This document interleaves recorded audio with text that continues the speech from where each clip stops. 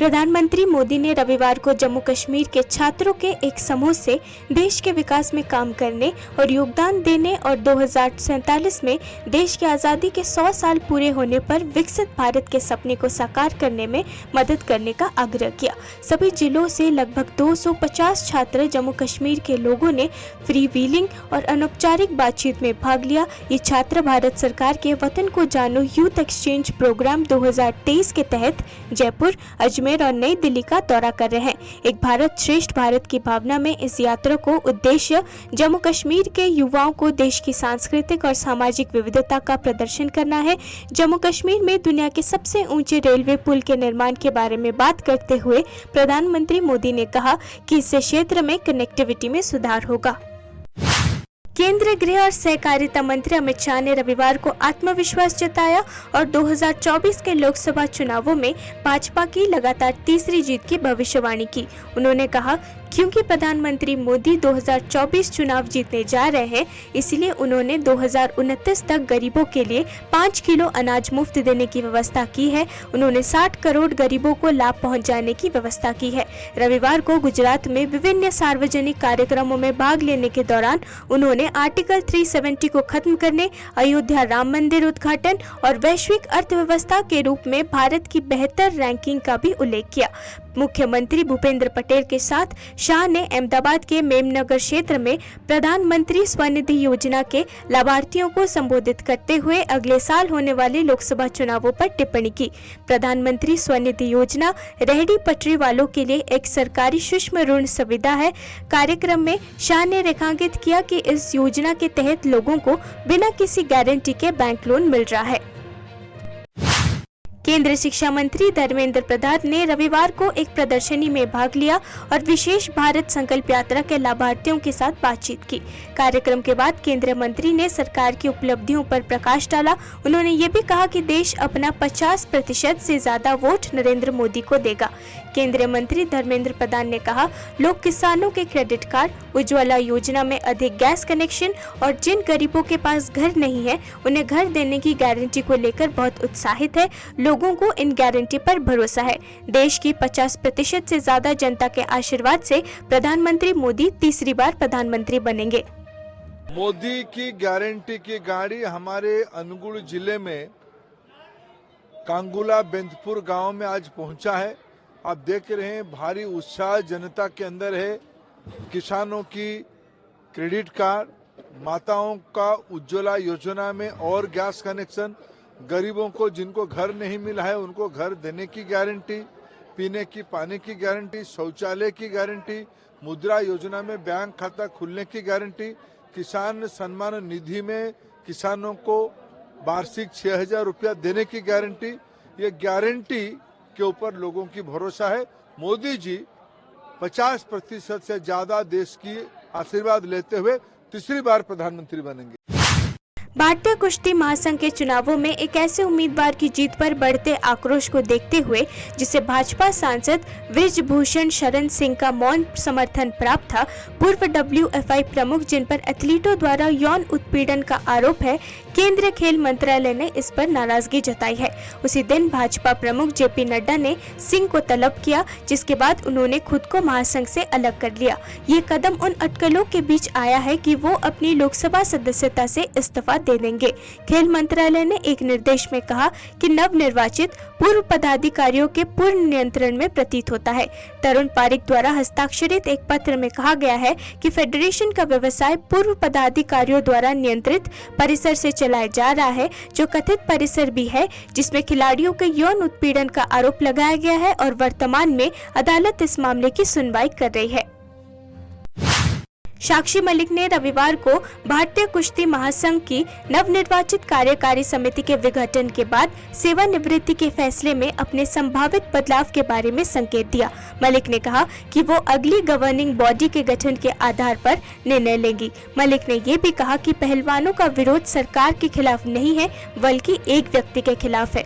अब अपदस्थ WFI प्रमुख बृजभूषण शरण सिंह, जो यौन उत्पीड़न के आरोपों का सामना कर रहे हैं, उनका मामला फिलहाल अदालत में है। केंद्रीय खेल मंत्रालय ने एक बड़े फैसले में देश की प्रमुख खेल संचालन संस्था को उसके सभी पदाधिकारियों सहित निलंबित कर दिया है।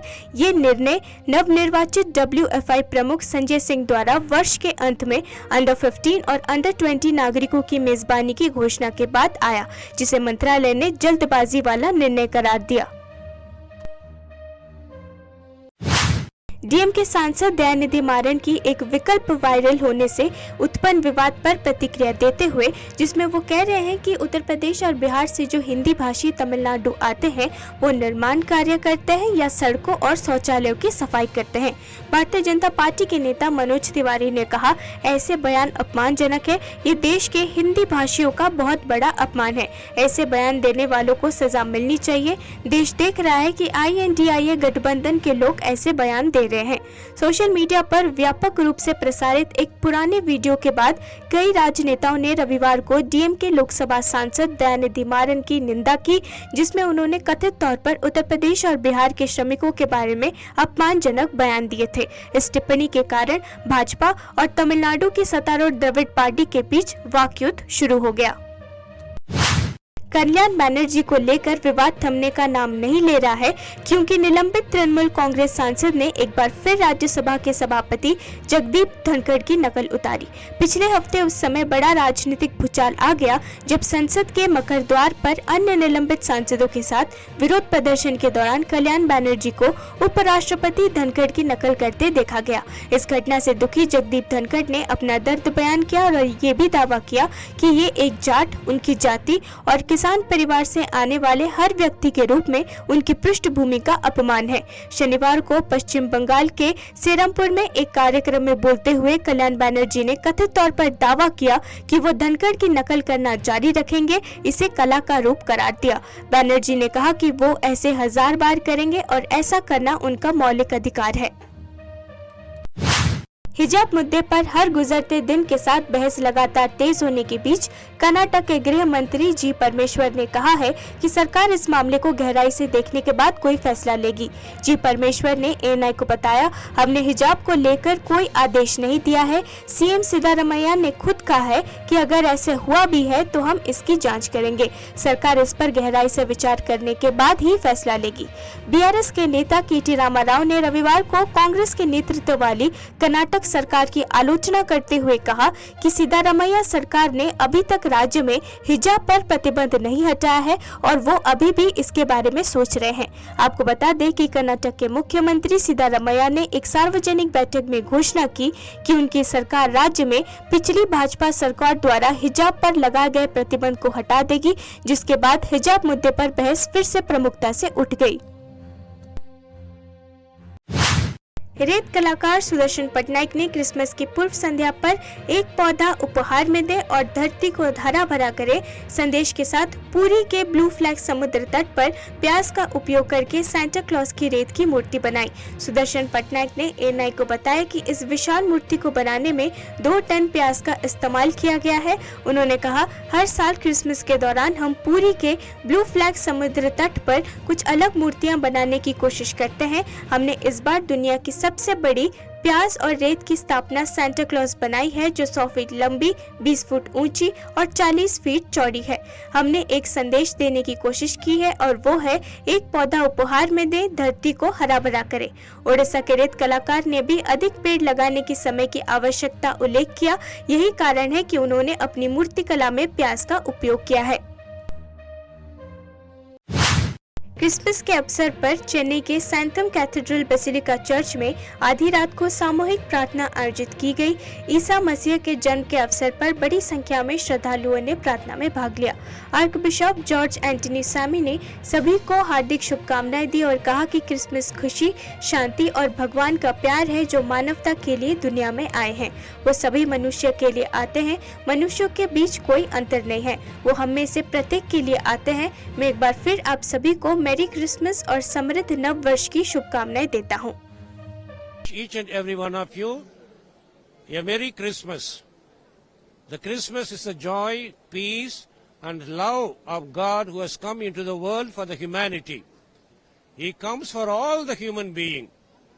There is no difference at all among the human being. He comes for each and every one of us. No religious, linguistic, regional or national difference should be there.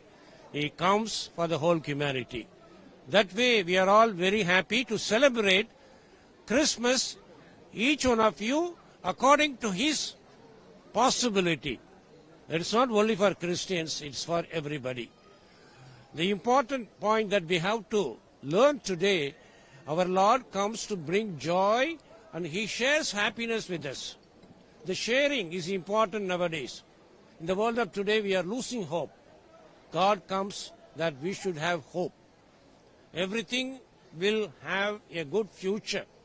What happened in Chennai or now what is happening in Tuticorin or Tirunelveli or Tenkasi or Kumari districts, overflooded. People are without home. They have lost their own belongings. It is a time that we have to be there with them, give them hope, to stand with them and make them understand that we are there to help them in all possible ways, sharing what you are having. That kind of sharing is very much important. That is a message I would like to share with you today as Jesus Christ, the Son of God, comes to share his eternal life, his love, joy, happiness, and above all hope. In this spirit, I wish you once again, all of you, a Merry Christmas, a prosperous New